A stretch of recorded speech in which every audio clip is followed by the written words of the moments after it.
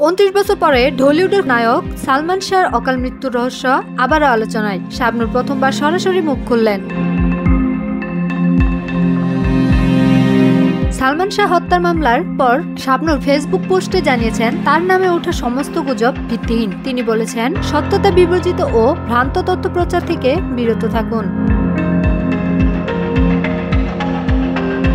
1996 সালে 6 সেপ্টেম্বর সালমান শাহ মারা যান। দীর্ঘদিন ধরে মৃত্যুর কারণ নিয়ে বিতর্ক থাকলেও সম্প্রতি আদালতের নির্দেশে রমনা থানায় হত্যা মামলা দায়ের করা হয়েছে।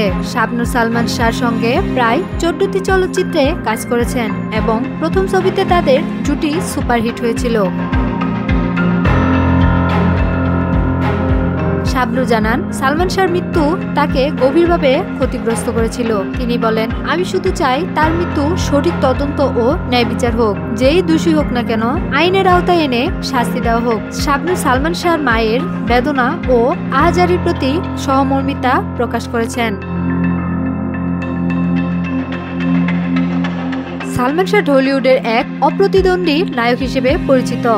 তার অকাল মৃত্যু বাংলাদেশের বিনোদন অঙ্গনে শূন্যতা সৃষ্টি করেছে। শাবনূরের সঙ্গে তার জুটি চলচ্চিত্র জগতে উল্লেখযোগ্য সাফল্য বয়ে এনেছিল। শাবনূরের বক্তব্য স্পষ্ট, ইতিহাসের পাতায় সালমান শাহর মৃত্যু রহস্যের সঠিক তদন্ত ও ন্যায় বিচার এখন সময়ের দাবি। সত্য উদ্ঘাটনের অপেক্ষায় বাংলাদেশের চলচ্চিত্রপ্রেমী সমাজ।